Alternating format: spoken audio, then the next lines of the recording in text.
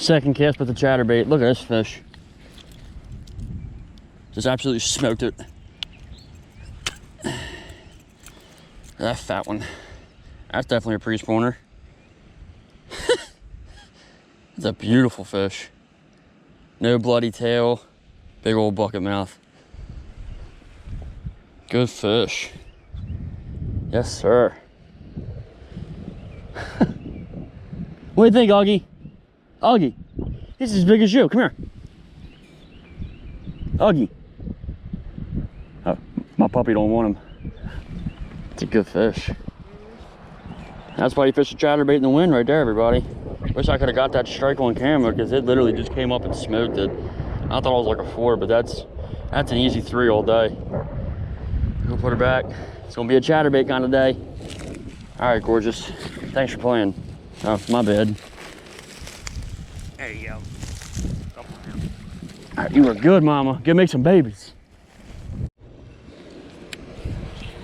All right, now when I come to a place to fish, especially a pretty open pond like this, I look for pieces of structure to be able to fish, or laydowns / ambush points. And this little drain right here is exactly one of those. Fish will position themselves around that, waiting for bait to come by. So what I like to do is throw a moving bait around it a few times, see if there's anything active that is looking for something right there, swimming past their face. So I do a cast to the right of it, which I've already done that a couple times. Throw about 5-10 yards past it and reel right down past it. Do that, 3, 4, maybe 5 times. Cast behind it a couple of times. And I also like to change up my retrieve, so I'll do like a stop and go and then kind of just flare that skirt a little bit. Just seeing if something's around it. Make some casts to the left of it, see if something's hanging around it. And also while I'm here, you see the shoreline. It's got a bunch of rocks on it. So I'll do a cast about 5 to 10 yards off of it, right now drop off, and then I'll throw a couple casts, there like that, and then I'll throw a couple casts to the left of it, up closer to the shoreline in case there's something hugging it right there. Chatterbait will work doing that. Square bill, in my opinion, is probably the best choice of lure to use to do that with. Just kind of beat it up against those rocks, but this chatterbait will work for that. And just to see if something's hanging around. Something up shallow looking to feed.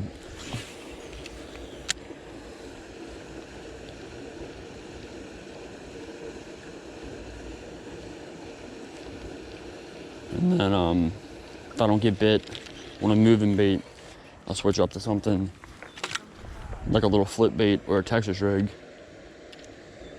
like this. This little pit boss is perfect for it.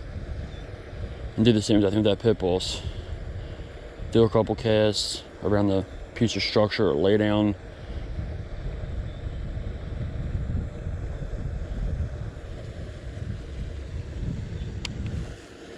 Oop. Wrapped around up top.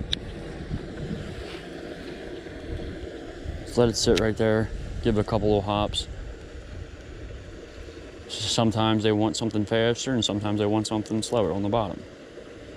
You never know until you try. I don't know if my drag set right or not. Do a couple little small hops. And just wait for that bite. Might not be a fish hair, there might be, and he doesn't want to bite. But you never know unless you try. But that's what I like to call a little ambush point when I'm pond fishing. Pond typically doesn't have a whole lot of structure or things for a fish to be able to relate on. But if you can find something like this, or a tree, rocks, it's normally where you can catch concentrated fish. It's a pretty high percentage spot that a fish is going to be there.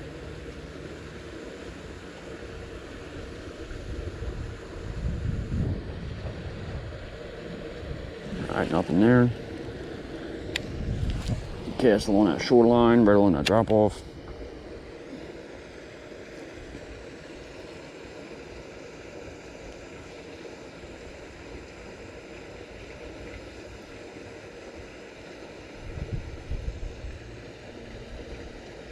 I don't want to fish this bait that fast. I just want to kind of give a couple pops. I feel it taking them rocks, which is good. And I'm just waiting for boom. Best feeling in bass fishing. All right, I should leave this rolling because I'm on it with the chatterbait. Nice little 1.5 pound chunk, and he came right from where I thought he was going to be at. There's a little place right there. Ooh, it's got a little bump on him. Nice fish though. Well, he came right off from where those that vegetation sticks out, and I flipped in there with the Texas rig like 8 or 10 times. First time I rolled chatterbait by there, boom, smoked it. Nice fish, you know, nothing crazy, but it's like maybe a turtle or bird got to him when he was younger, but another good looking fish right there. Put him back. Chatterbait's a ticket. That's the third fish that's came up and reacted to this chatterbait. There's nothing crazy here, just a Z-Man chatterbait with a Super Fluke Junior on there. And yeah, it's working. It is working. This wind. Oh shit. That's how you don't want to cast. I wasn't looking while I was casting because I'm getting excited. Did I lose my Super Fluke? No, it's just jigabooed up here. Yeah, this is definitely the pattern. Like I said, I flipped in there with that Texas rig and he wanted nothing to do with it. First time I brought up that chatterbait by there. And he smoked it.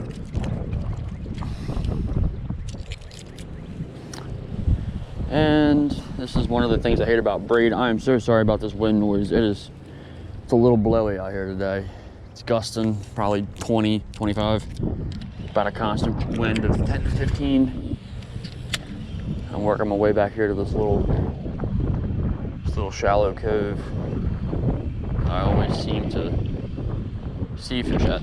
Oh, I just got bit again right there. Same exact spot. Got bit again. Let's see if I can get him this time.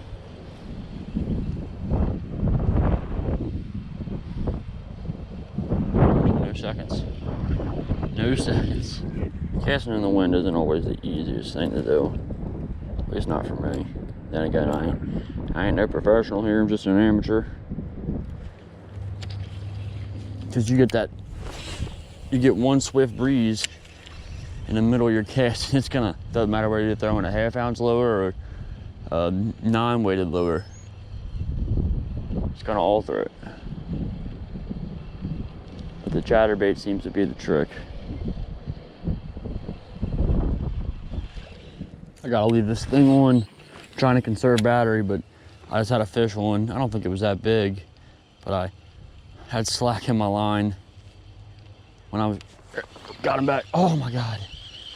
Missed him again. Missed him again. It's the third time I had him, he bit.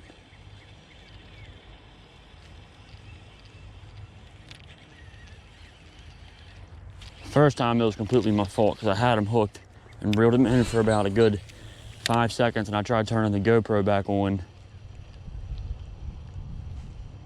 There's no way that fish is biting the third time. I'll be absolutely shocked.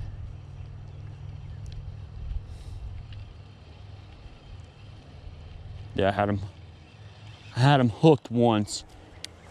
He bit again the next cast, and now I think he's starting to wise up to me. Might be able to get him if I flip something else in there, but I don't think he's very big. Probably about a pound, maybe 1.5 pounds.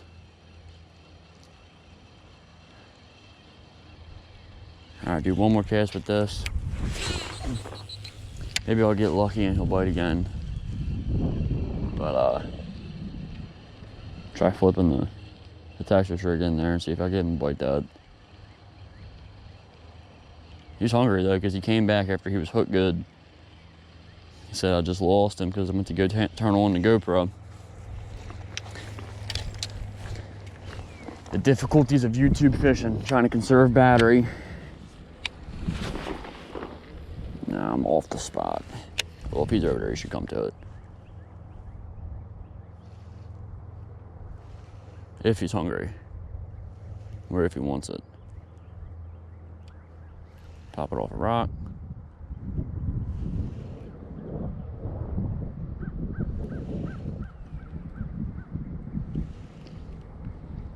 Come on, Mr. Fish. Bite. A crawl. Pop it off a rock. A lot of the times when you pop it off that rock, that's when you'll get that reaction strike. Fish will come over and be like, what's that floating down? Leave it sit for a couple seconds after I do that.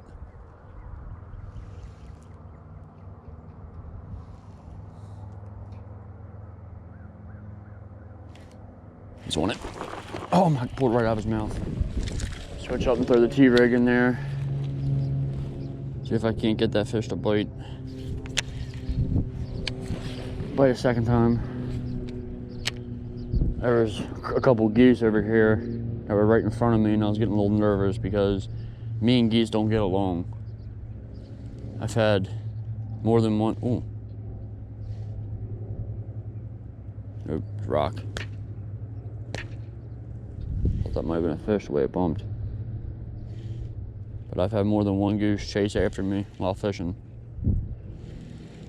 Especially if they're on their eggs.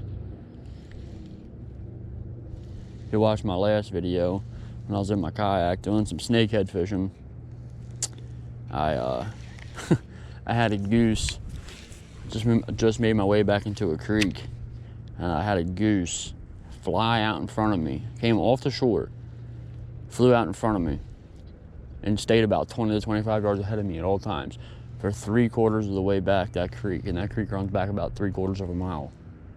Every time I get within 10, 15 yards of it, it would fly off, make all kinds of commotion. And the creek's only about 30 yards wide, and it was spooking off all kinds of fish. Just flapping and honking and being a real pain in the butt. I just got bit by a bluegill right there. Normally right here is a good spot for me. When I'm here, I always try to fish it really good. I see a lot of fish there when I walk by and I spook them off. And I was worried it was gonna be a bad bite today just because it rained 2 days ago, and yesterday was like the coldest day we've had in months. It got down to 34 degrees, actually snowed in parts of Maryland yesterday. Got down to 34 degrees. I went turkey hunting, it was terrible. I'm cursed when it comes to the turkey. When it comes to them thunder chickens, I ain't no Ted Nugent. I ain't no, you know. There's one. Right where I thought he'd be. It just took 19 casts. Nice little fish. Whoop! Chunky boy. Yep. Just took a bunch of casts, but I finally got him. Nice, pretty fish. No signs of, no parasites on it, no signs of sores, no nothing. Little gut on him. Absolutely knocked the snot out of it. Right in the top of the mouth. Get a little pop that hook right out. Nothing in his throat. Nice fish. You gonna put him back? Watch him swim off. See, bud, that's your plan. Like I said, that bank line's doing really good to me. Didn't mess up my lure at all. All right. The only thing different I did there was I flared the skirt one time, and I casted maybe a foot shallower than I had been. I felt the boom. Sorry, I wasn't recording for that. I just knew there had to be a fish there. I should have had it on. Well, I had it on, but I shut it off. So I was like, I'll make one more cast. Extra cast sometimes is exactly what you need. This is always a really good spot for me. It's got rocks. It's got this nice lay down right here. And the fish tuck themselves up inside that lay down. 8 for shade and 2 for an ambush point inside those rocks. And that one smoked the swim jig.